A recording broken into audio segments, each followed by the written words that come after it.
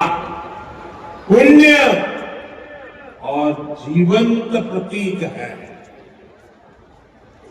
एक ऐसा आयोजन जहां हर बार धर्म, ज्ञान, भक्ति और कला का दिव्य समागम होता है। हमारे यहां कहा गया है, दश तीर्थ सहस्त्राणि तीसरा कोट्यस्तथा अपरा समा आगच्छन्ति माध्यान्तु प्रयागे भरतर्षभ। अर्थात संगम में स्नान से करोड़ों तीर्थ के बराबर पुण्य मिल जाता है। जो व्यक्ति अलग अलग होते हैं, पड़ाव अलग अलग होते हैं, मार्ग अलग अलग होते हैं, लेकिन यात्री एक होते हैं, मकसद एक होता है। साथियों, कुंभ और धार्मिक यात्राओं का इतना महत्व होने के बावजूद पहले की सरकारों के समय इनके महत्व पर ध्यान नहीं दिया। श्रद्धालु ऐसे आयोजनों में कष्ट उठाते रहे, लेकिन तब की सरकारों को इससे कोई फर्क नहीं पड़ता। इसकी वजह थी कि भारतीय संस्कृति से, भारत की आस्था से चलाती गांव, कस्बों, शहरों से लोग प्रयागराज की ओर निकल पड़ते। सामूहिकता की ऐसी शक्ति, ऐसा समागम शायद ही कहीं और देखने को मिले। जहां आकर संत, महंत, ऋषि, मुनि, ज्ञानी, विद्वान, सामान्य मानवी सब एक हो जाते हैं, सब एक साथ त्रिवेणी में डुबकी लगाते हैं। जहां जातियों का भेद खत्म हो जाता है, संप्रदायों का टकराव मिट जाता है, करोड़ों लोग एक थे, एक विचार से जुड़ जाते। इस बार भी महाकुंभ के दौरान यहां अलग अलग राज्यों से करोड़ों लोग जुटेंगे। उनकी भाषा अलग होगी, जातियां अलग होगी, मान्यताएं अलग होगी। त्रिवेणी के दर्शन किए थे। आज उसी त्रिवेणी के संगम में दुनिया के सबसे लोकप्रिय राजनेता, भारत के यशस्वी प्रधानमंत्री आदरणीय श्री नरेंद्र मोदी जी का आगमन हुआ है। मैं इस अवसर पर प्रदेशवासियों की ओर से, प्रयागराज वासियों की ओर से आदरणीय प्रधानमंत्री जी का हृदय से स्वागत करता हूं, अभिनंदन करता हूं।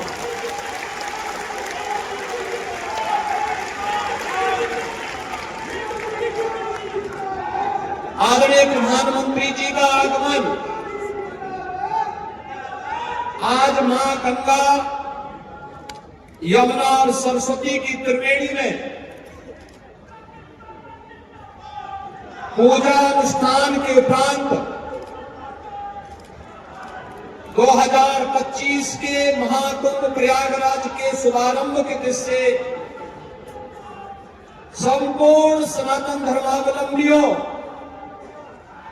देश और दुनिया के अंदर भारत के प्रति अनुराग रखने वाले सभी श्रद्धालुजनों के लिए अत्यंत महत्वपूर्ण है।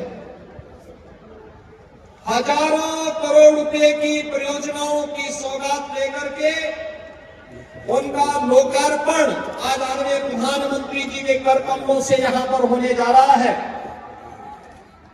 जिसमें पहली बार 2019 के प्रयागराज कुंभ में प्रधानमंत्री जी की ही प्रेरणा से, उनके मार्गदर्शन और उनके को सफलता की नई ऊंचाई तक पहुंचाने के लिए और प्रयागराज कुंभ में एक स्वयंसेवक के रूप में कार्य करने वाली जो हमारी टीम है, जिनमें हमारे दोनों डिप्टी सीएम इसी माटी के सपूत श्री केशव प्रसाद मौर्य जी हैं, डिप्टी सीएम तो स्वास्थ्य की सुविधाओं को लेकर के पूरी प्रतिबद्धता के साथ कार्य कर रहे हैं, श्री ब्रजेश पाठक जी हैं, प्रदेश में अविरल और निर्मल गंगा के दर्शन हो, पर्याप्त मात्रा में जल मिले और इस पूरे कार्यक्रम के प्रभारी के रूप में भी प्रदेश के जल शक्ति मंत्री श्री स्वतंत्र देव सिंह जी हैं, प्रदेश अध्यक्ष चौधरी भूपेंद्र सिंह जी हैं, प्रदेश सरकार के हमारे अन्य सहयोगी मंत्रीगण श्री जयवीर सिंह जी, श्री नंद गोपाल गुप्ता नंदी जी, श्री राकेश सचान जी, श्री अरविंद कुमार शर्मा जी, श्री संजय निषाद जी, श्री दयाशंकर सिंह जी, प्रयागराज के महापौर श्री गणेश केसरवानी जी, जिला पंचायत अध्यक्ष श्री वीके सिंह जी, श्री सिद्धार्थनाथ सिंह जी, हमारे सभी माननीय विधायकगण, अन्य सम्मानित जनप्रतिनिधिगण जो पूरे कार्यक्रम में एक स्वयंसेवक के रूप में लग करके महाकुंभ प्रयागराज को सफलता की नई ऊंचाई तक पहुंचाने के लिए प्रतिबद्ध हैं, इन सभी माननीय जनप्रतिनिधियों और आप सभी प्रयागराज वासियों की ओर से विशेष रूप से महाकुंभ प्रयागराज के शुभारंभ के लिए आदरणीय प्रधानमंत्री जी का आगमन हुआ है। ठीक एक महीने के बाद 13 जनवरी से प्रयागराज महाकुंभ का शुभारंभ होगा। आदरणीय प्रधानमंत्री जी का इस अवसर पर मैं एक बार फिर से आप सभी प्रयागराज वासियों की ओर से, उत्तर प्रदेश वासियों की ओर से हृदय से स्वागत और अभिनंदन करते हुए अपनी वाणी को विराम देता हूं। धन्यवाद। जय हिंद। श्रद्धालुजनों को अक्षय वट के दर्शन हुए थे। इस बार आदरणीय प्रधानमंत्री जी के ही मार्गदर्शन में अक्षय वट कॉरिडोर का भी आज उद्घाटन होने जा रहा है। बड़े हनुमान जी जिनका अभिषेक करने के लिए मां गंगा प्रतिवर्ष आती है, बड़े हनुमान जी मंदिर का भी कॉरिडोर का लोकार्पण आज आदरणीय प्रधानमंत्री जी के कर कमलों से होने जा रहा है।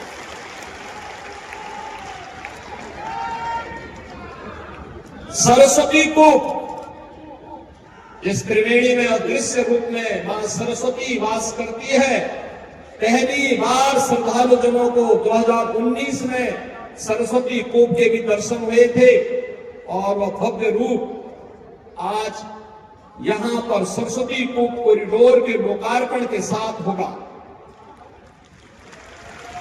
भगवान राम जब वनवास के लिए निकले थे, सबसे पहली मैत्री का हाथ जिस ऋषि आश्रम में रह करके भगवान राम ने आशीर्वाद प्राप्त करके निस्सरहीन करो नहीं, भुज उठाए प्रण कीन का संकल्प लिया था, ऐसे महर्षि भारद्वाज आश्रम की कॉरिडोर का भी लोकार्पण आदरणीय प्रधानमंत्री जी के द्वारा आज यहां पर किया जा रहा है।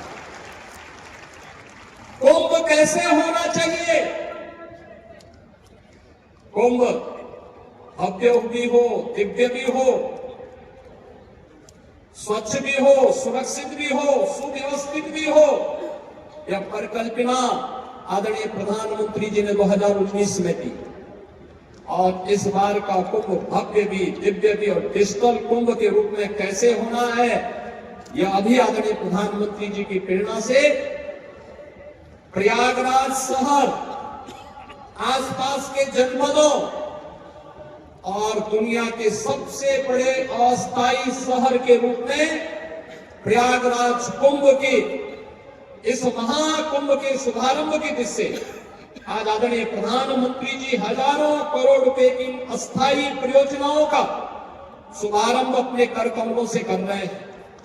बहनों और भाइयों, मैं इस अवसर पर आदरणीय प्रधानमंत्री जी का उनके मार्गदर्शन के प्रति कृतज्ञता ज्ञापित करता हूं।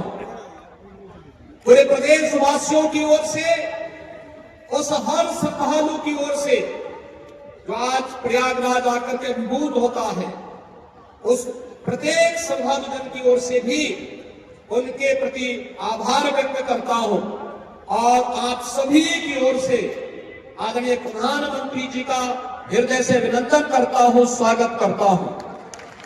इस अवसर पर प्रदेश की माननीय राज्यपाल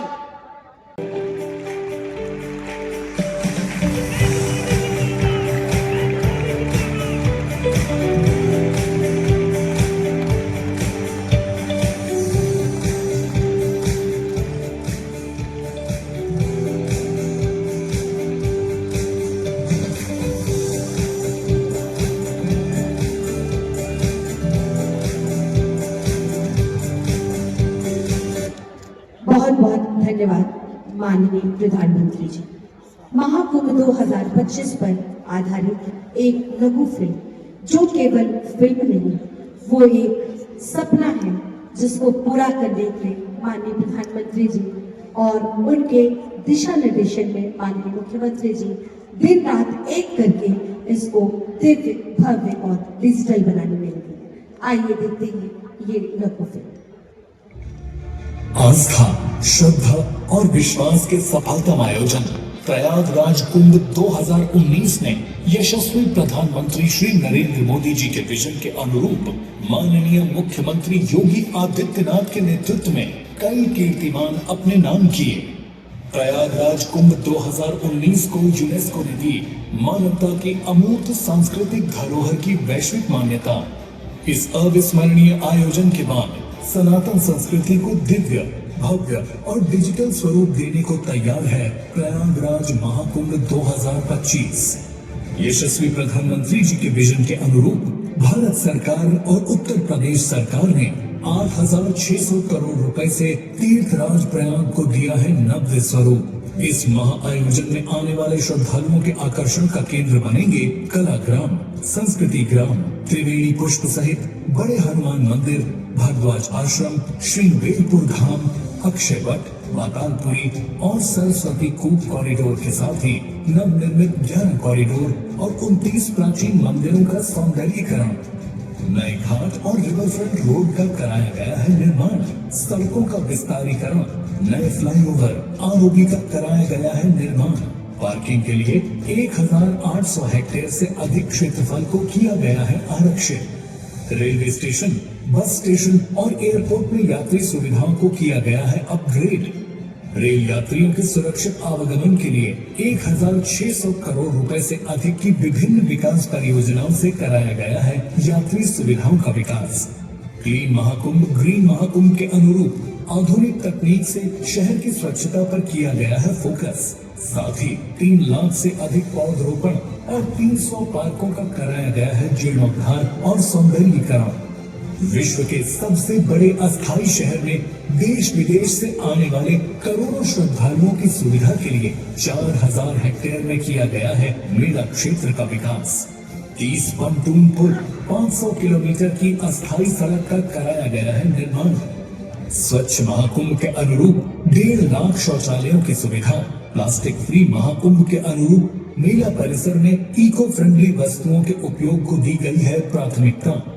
यशस्वी प्रधानमंत्री श्री नरेंद्र मोदी जी के विजन के अनुरूप नमामि गंगे के अंतर्गत मां गंगा और यमुना की जलधारा हुई है निर्मल और अविरल। सनातन संस्कृति के वैश्विक समागम प्रयागराज महाकुंभ 2025 में आने वाले सभी तीर्थ यात्रियों एवं पर्यटकों के स्वागत के लिए तैयार है तीर्थराज प्रयाग। सामाजिक समता का महापर्व प्रयागराज महाकुंभ 2025। बहुत जोरदार तालियों के बाद एक बार फिर माननीय प्रधानमंत्री